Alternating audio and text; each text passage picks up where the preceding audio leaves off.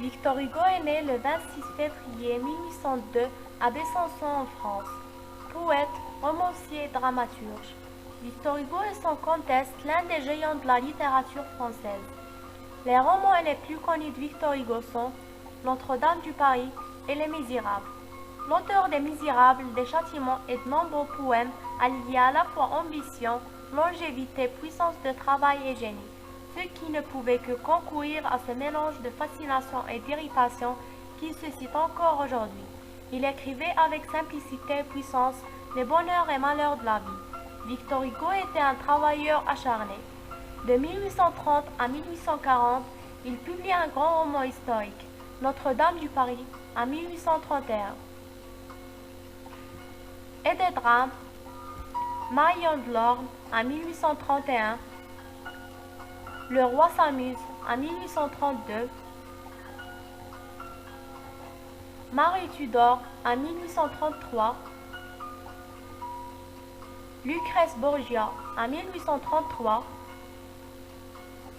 Ruy Blas, en 1838. Et surtout, 4 recueils de poésie où il se montre maître dans l'expression lyrique des idées et des sentiments. Les feuilles d'automne, 1831, Les chants du crépuscule, 1835, Les voix intérieures, 1837, Les rayons et les ombres, 1840.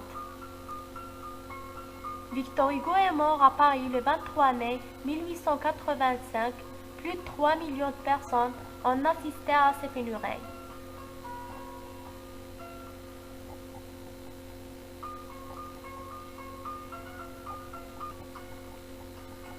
Le narrateur commence son récit par ses souvenirs de son autre vie, la vie d'avant.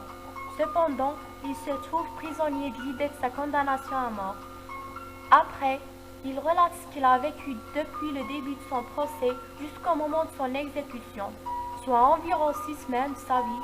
Le narrateur à la première personne du singulier, il s'adresse à lui-même, n'ayant pas d'interlocuteur.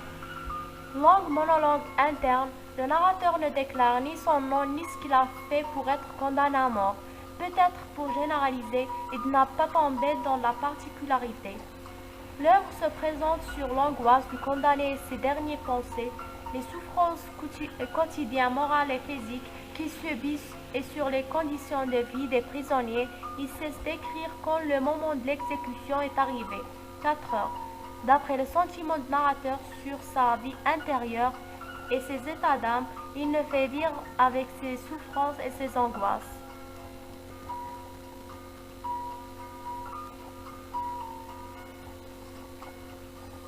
Le condamné à mort. Nous ne savons ni son nom, ni ce qu'il a fait pour être condamné à mort. Il a très peur et il voudrait être sauvé par la grâce du roi. Mais il sait que cela est impossible. Il semble s'être repenti pour ce qu'il a fait. Il est jeune, sain et fort. Il a une bonne éducation. Il dit que pour lui le temps passe plus vite que pour les autres. Il n'aime pas la foule et il ne l'aimera jamais. Il lui-même n'a jamais aimé voir tuer un condamné à mort. Il aime sa fillette Marie et il est très préoccupé pour son futur. Les geôliers. Quelques-uns sont gentils avec le protagoniste, d'autres ne le sont pas.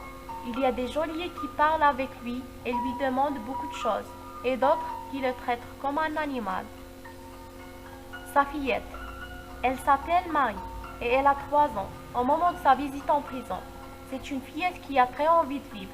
Mais, quand elle parle avec le protagoniste, elle dit que son père est mort. Sa femme et sa mère. Elles ne sont pas décrites, mais elles sont citées en référence à la souffrance, à la peine indirecte que l'on fait subir aux membres de la famille du condamné à mort. Le prêtre. Elle est détachée dans ses rencontres avec le condamné. Selon le protagoniste, ce prêtre ne parle pas avec son cœur, mais dit seulement de façon machinale ce qu'il dit habituellement avec les condamnés. La foule. C'est la société de Paris qui veut voir tuer cet homme. Elle est très nombreuse et ne veut pas la justice. Elle veut simplement assister à un spectacle, celui de l'exécution de la peine capitale par la guillotine. On peut donc affirmer que de quelque manière la foule et le condamné sont proches l'une de l'autre au niveau moral.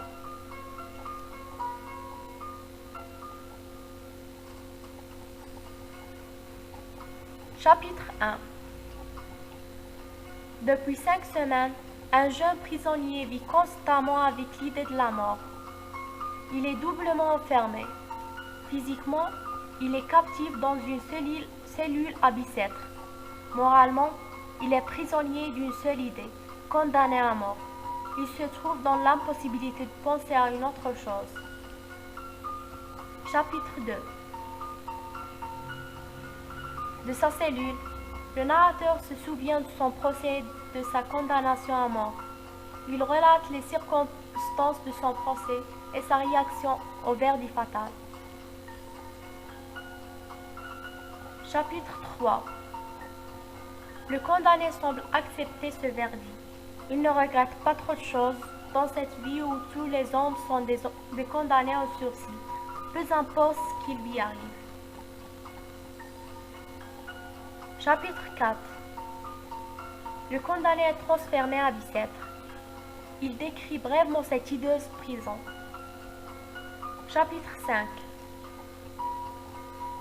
Le narrateur nous parle de son arrivée à la prison. Il a réussi à améliorer ses conditions de prisonnier grâce à sa docilité et à quelques mots de latin. Il nous parle ensuite de l'argot pratiqué en prison. Chapitre 6. Dans un monologue intérieur, le prisonnier nous dévoile sa décision de se mettre à écrire. D'abord, pour lui-même, pour se distraire et oublier ses angoisses. Ensuite, pour ceux qui jugent pour que leur main soit moins légère quand il s'agit de condamner quelqu'un à mort. C'est sa contribution à lui pour abolir la peine capitale. Chapitre 7. Le narrateur se demande quel intérêt peut-il tirer en sauvant d'autres têtes, alors qu'il ne peut sauver la sienne. Chapitre 8. Le jeune condamné compte le temps qui lui reste à vivre. 6 semaines dont il a déjà passé, 5 ou même si il ne lui reste presque rien. Chapitre 9. Notre prisonnier vient de faire son testament. Il pense aux personnes qu'il laisse derrière lui, sa mère, sa femme et sa petite fille. C'est pour cette dernière qu'il s'inquiète le plus. Chapitre 10. Le condamné ne décrit son cachot qui n'a même pas de fenêtre. Il décrit aussi le long corridor longé par des cachots réservés aux forçats, alors que les 3 premiers cabanons sont réservés aux condamnés à la peine capitale. Chapitre 11. Pour passer sa longue nuit, il se lève pour ne décrire les murs de sa cellule pleins d'inscriptions, traces laissées par d'autres prisonniers. L'image de l'échafaud crayonné sur le mur le perturbe. Chapitre 12. Le prisonnier reprend sa lecture des inscriptions murales. Il découvre les noms du criminel qui ont déjà séjourné dans cette triste cellule. Chapitre 13. Le narrateur personnage se rappelle d'un événement particulier qui a eu lieu il y a quelques jours dans le cours de la prison. Le départ des forçats au banni de Toulon. Il nous rapporte cet événement comme un vrai spectacle en 3 actes. La visite médicale, le visite des geôliers et le ferrage. Il nous parle de traitements inhumains réservés à ces condamnés. À la fin du spectacle, il tombe évanoui. Chapitre 14. Quand il revient à lui, il se trouve dans l'infirmerie. D'une fenêtre, il peut observer les forçats partir tristement sous la pluie au banni de Toulon. Il préfère plutôt la mort que les travaux forcés. Chapitre 15. Le prisonnier dans sa cellule. Il avait senti un peu de liberté dans l'infirmerie, mais voilà qu'il reprit par l'idée de la mort qu'il pense à s'évader.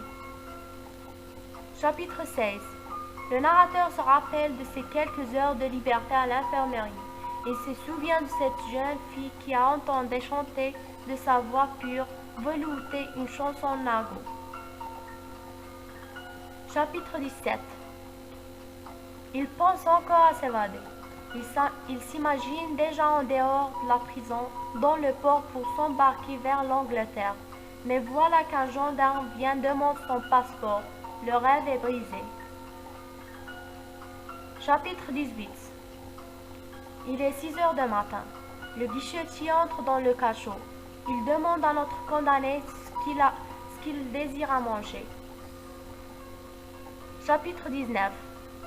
Le directeur de la prison vient en personne voir le condamné. Il se montre doux et gentil. Le jeune comprend que son heure est arrivée. Chapitre 20. Le narrateur pense à son geôlier, à la prison qu'il trouve partout autour de lui, dans les murs, dans les guichetiers. Chapitre 21. Le condamné reçoit 2 visites. D'abord, celle du prêtre et puis celle de l'huissier. Ce dernier vient lui annoncer que le pourvoi est rejeté et que son exécution aura lieu le jour même, place de grève. Il reviendra le chercher dans 1 heure. Chapitre 22. Le prisonnier est transféré à la conciergerie. Il nous conte le voyage et sa discussion avec le prêtre et l'huissier pendant le trajet. Il se montre peu bavard et paraît plutôt pensif. À 8h30, la carriole est déjà devant la cour. Chapitre 23. L'huissier remet le condamné aux mains du directeur, dans un cabinet voisin. Il fait une rencontre curieuse avec un condamné à mort qui séjournera dans la même cellule à Bicêtre. Ce dernier, fils d'un ancien condamné à mort, lui raconte son histoire et s'empare de sa redingote. Chapitre 24. Le narrateur est enragé parce que l'autre condamné lui a pris sa redingote. Chapitre 25. Le condamné est transféré dans une autre cellule. On lui rapporte sur sa demande une chaise, une table, ce qu'il faut pour écrire et un lit. Chapitre 26. Il est 10 heures. Le condamné plaint sa petite-fille qui restera sans père. Il sera peut-être repoussé et à cause de lui. Chapitre 27. Le narrateur se demande comment on pouvait mourir sur l'échafaud. Chapitre 28. Il se rappelle avoir déjà vu une fois monter une guillotine sur la place de grève. Chapitre 29. Le jeune détenu pense à cette grâce qui ne vient toujours pas. Il estime maintenant que les galères seraient meilleure solution en attendant qu'un jour arrive la grâce. Chapitre 30. Le prêtre revient voir le condamné. Celui-ci est loin d'apprécier sa présence. Ce prêtre parle machinalement et semble plus touché par la souffrance du prisonnier. Ensuite, et bien que la table soit délicate et bien garnie, il ne peut manger. Chapitre 31. Le narrateur est surpris de voir un homme prendre les mesures de la cellule. Ironie du sort. La prison va être rénovée dans 6 mois. Chapitre 32. Un autre gendarme vient prendre la relève et il est un peu brusque. Il demande au prisonnier de venir chez lui après son exécution pour lui révéler les 3 bons numéros gagnants à la loterie. Le condamné veut profiter de cette demande bizarre. Il lui propose de changer ses vêtements avec lui. Le gendarme refuse. Il a compris que le prisonnier veut s'évader. Chapitre 33. Pour oublier son présent, le narrateur passe en revue ses souvenirs d'enfance et de jeunesse, s'arrête longuement sur le souvenir Pipa, cette jeune Andalouse dont il était amoureux et avec qui il a passé une belle soirée d'été. Chapitre 34. Au milieu de ses souvenirs de jeunesse, le condamné pense à son crime. Entre son passé et son présent, il y a une rivière de sang, le sang de l'autre, sa victime, et le sien, le coupable. Chapitre 35. Le narrateur pense à toutes ces personnes qui continuent toujours à vivre le plus normalement au monde. Chapitre 36. Il se rappelle ensuite du jour où il est allé voir la grande cloche de Notre-Dame. Chapitre 37. Le narrateur décrit brièvement l'hôtel de vie. Chapitre 38. Il est 1h15. Le condamné éprouve une violente douleur. Il a mal partout. Il lui reste 2h45 à vivre. Chapitre 39. On dit que sous la guillotine, on ne souffre pas, que cela passe vite. Le narrateur se demande comment on peut savoir une telle chose puisqu'aucun condamné déjà exécuté ne peut l'affirmer. Chapitre 40. Le jeune détenu passe au roi. C'est de lui qui viendrait la grâce tant attendue. Sa vie dépend d'une signature. Il espère toujours. Chapitre 41. Le condamné se met dans la tête l'idée qu'il va bientôt mourir. Il demande un prêtre pour se confesser, un crucifix abaissé. Chapitre 42. Il se laisse dormir un moment. C'est son dernier sommeil. Il fait un cauchemar et se réveille, frémissant, baigné d'une sueur froide.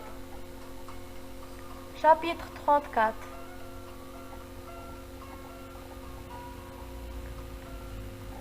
La petite Marie vient rendre visite à son père. Ce dernier est choqué devant la fraîche et la belle petite fille, qui ne le reconnaît pas.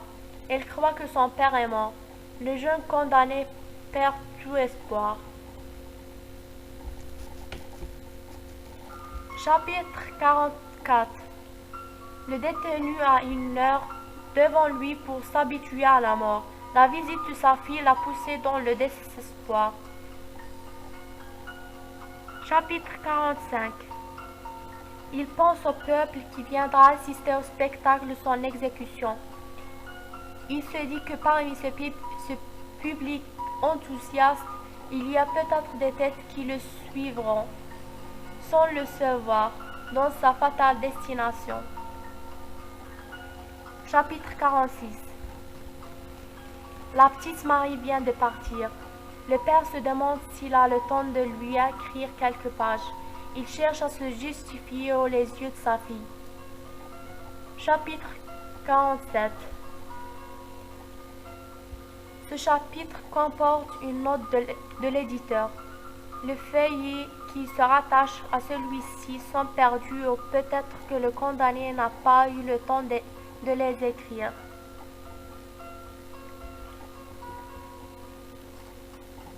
Chapitre 48. Le condamné est dans une chambre de l'hôtel de ville. À 3 heures, on vient l'avertir qu'il est temps. Le bourreau et ses 2 valets lui coupent les cheveux et le collent avant de lier ses mains. Le convoi se dirige ensuite vers la place de grève, devant une foule de curieux qui attendent l'exécution. Chapitre 49. Le condamné demande sa grâce à cette personne qu'il croyait juge, commissaire ou magistrat. Il demande par pitié qu'on lui donne 5 minutes pour attendre la grâce, mais le juge et le bourreau sortent de la cellule. Il reste seul avec le gendarme. Il espère encore, mais voilà qu'on vient le chercher.